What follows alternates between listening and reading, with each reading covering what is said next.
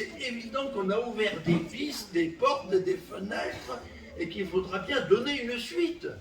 Donc, alors pourquoi? Alors, je vais dire deux choses, surtout d'un point de vue historien. Bon, moi je suis un peu historien.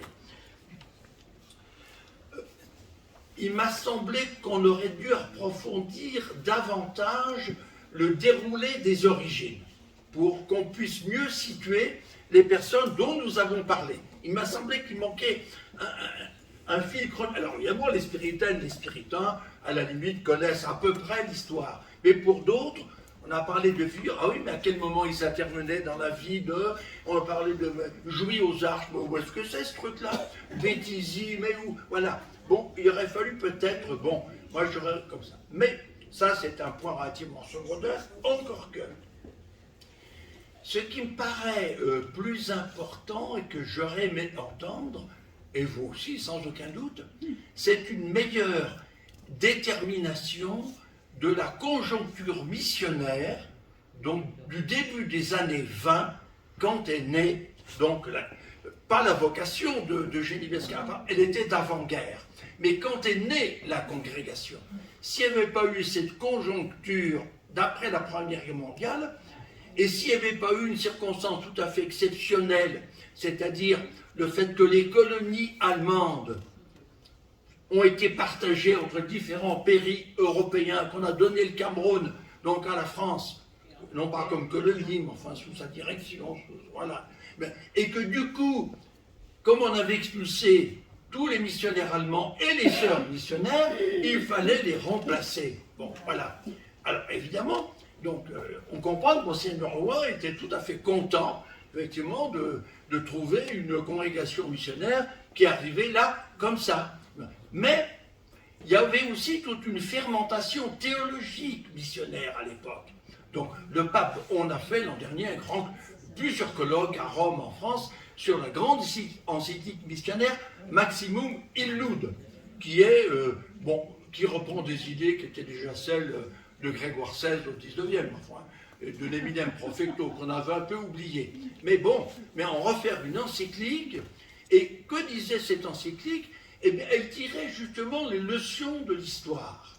Bon, donc, c'est-à-dire, elle dit, on ne peut pas continuer la mission nationaliste comme on l'a menée jusqu'à présent. Bon. Et malheureusement, la situation historique du Cameroun a bien montré que on continuait dans la même ligne, puisqu'on expulse les missionnaires allemands, et puis on dit il faut les remplacer par des missionnaires français. Alors la chance des spiritains, c'est qu'ils avaient des missionnaires allemands qui, 5 ans après, étaient des missionnaires français. C'est-à-dire les Alsaciens, des missionnaires alsaciens.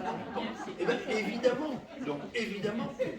Et pour Monseigneur Leroy, d'une certaine façon, avoir des vocations venant de l'Allemagne, même si certains trouvaient que c'était pas bien, que c'était accent ou quoi, c'était pas mal pour remplacer, notamment au Cameroun, des gens qui avaient été catéchisés et évangélisés par les Allemands et en allemand. Bon. Et qui disaient, ah ben les Allemands, eux, ils savaient s'y prendre. Hein. Bon. Et certains même disent, aujourd'hui encore, disent, ah mais hein, les Allemands, c'était bien mieux que les Français qui ont suivi. Donc, vous voyez, l'Amérique, il souffle dans des tuyaux, il passe par des tuyaux et des causes secondaires, et la conjoncture historique est toujours extrêmement intéressante à analyser. Alors, ça a été fait un peu pour la Lorraine, par le père Schneider, mais je pense qu'à un niveau plus global de l'Église, là, vraiment, il y a un tournant après la Première Guerre mondiale, il aurait fallu le mettre en évidence. Et puis ensuite, alors, bon, on a fait quand même pas mal sur les origines de la congrégation, tout ça très bien. Puis d'un seul coup, on se retrouve, la deuxième journée, on se retrouve, non pas dans l'histoire, mais dans des témoignages sur aujourd'hui. Comment les spirituels d'aujourd'hui voient et leurs origines et leur vocation missionnaire. Alors, moi, ce qui m'a frappé, une première chose, bon, c'est la mise de côté de sœur Eugénie. Bon. Mais je signalerai que du côté des spiritains, c'est des messieurs du Saint-Esprit, des spiritains, c'est un peu la même chose. Donc, Poulard des Places a été totalement ignoré après la mort de Liebermann. Donc, Schwindenhammer s'est défini dans un certain nombre de textes comme le deuxième supérieur général des spiritains. on n'a plus parlé de Poulard des Places, on a parlé de Lieberman. Ce qui fait qu'en 1905, on a failli disparaître d'ailleurs. Parce qu'on avait oublié qu'on remontait, qu'on avait une reconnaissance égale remontant bien avant la Révolution. Bon. Monseigneur Leroy, quand il a compris ça, il a travaillé à la réhabilitation de la figure de Poulard des Places, qui a été pas sans mal, parce que, mais en 1920, donc il y a un chapitre général, alors, où il essaie de faire une synthèse, la même synthèse que Sir Olga a essayé de faire, pour montrer comment, eh bien évidemment, le passé, le présent, tout ça, maintenant, voilà, c'est bien pris, c'est formidable, c'est, voilà, très bien, mais on ne peut pas gommer l'histoire. Il faut comprendre l'histoire, mais on ne peut pas gommer l'histoire, ni les problèmes qu'il y a eu, il ne faut jamais. Alors, Monseigneur Leroy a trouvé une formule tout à fait heureuse au chapitre général, au milieu du spiritain qui était divisé. Certains disaient, mais qu'est-ce qu'il va nous sortir, ce vieux schnock de Poulard des Places? Nous, on vit de Lieberman, un point, un trait. Alors vous avez de la chance, vous vivez Lieberman, ça vous suffit. Donc, mais nous, c'était pas notre fondateur, et on l'oubliait. Monseigneur Leroy a eu cette admirable formule devant le chapitre général. Eh bien voilà, c'est pas comme dans les généalogies humaines, nous avons deux pères. Nous avons deux pères. Bon. Et quand on demande à un enfant est-ce que tu préfères ton père ou ta mère, il répond non, on les aime bien tous les deux. Bon. Eh bien, il dit les spiritains, c'est la même chose. Nous devons considérer. Mais nous avons un second fondateur, Lieberman, sans lequel nous n'existerions plus.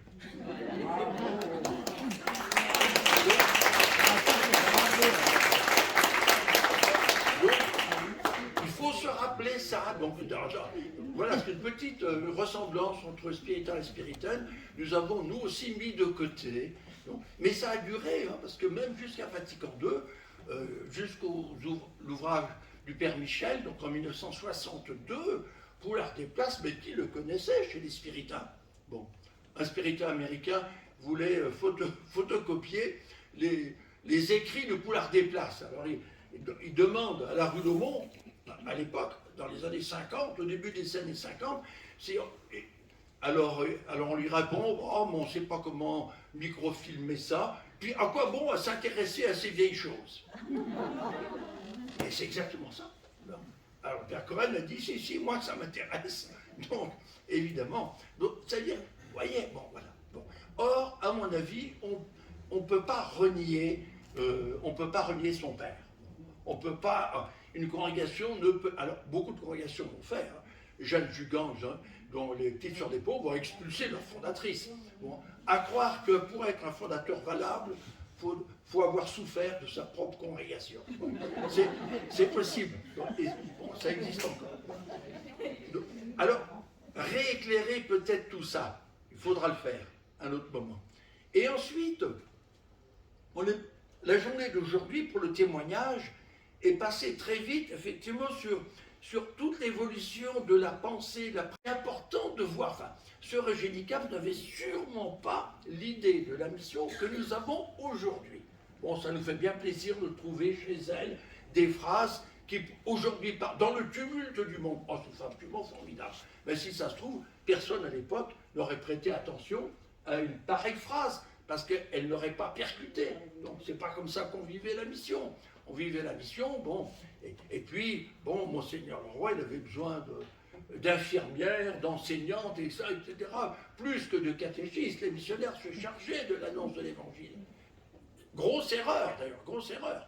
Je rappellerai ici qu'il y a une dizaine d'années, dans une lettre que Jean-Paul Or, donc notre supérieur général spiritain à l'époque, donc m'avait adressée au moment du colloque, il avait dit « Je considère que les seuls succès de la mission en Afrique l'ont été par les femmes, par les sœurs, par les religieuses et par les femmes, pas par les hommes. » Et il ajoutait, et probablement aussi par les frères missionnaires, de Jean Comby, duquel il est parti, et c'est une synthèse assez extraordinaire.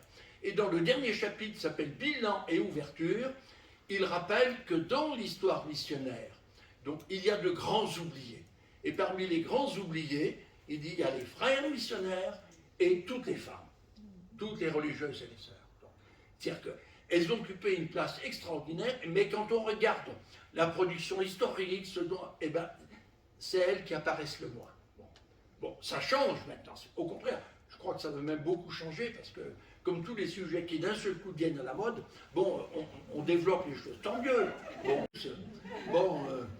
Qui débloque le diaconat des femmes, tout ça, au moins, quoi, enfin, que ça avance un peu, quoi.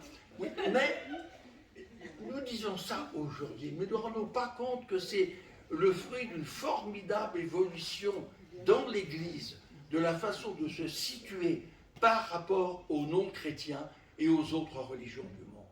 C'est aujourd'hui, nos fondateurs l'ont vécu différemment. Bon. Et leur sainteté, par contre, peut-être qu'ils étaient plus saints que nous. Et nous avons bien entendu dans les témoignages que l'important, c'est peut-être d'être découragé, mais ça veut dire que, à mon avis, il reste beaucoup de travail encore à faire sur l'histoire des congrégations missionnaires féminines. Il y a quelques femmes qui sont occupées d'elles. Bon, Catherine Barin, Pascal Cornuel, très belle biographie.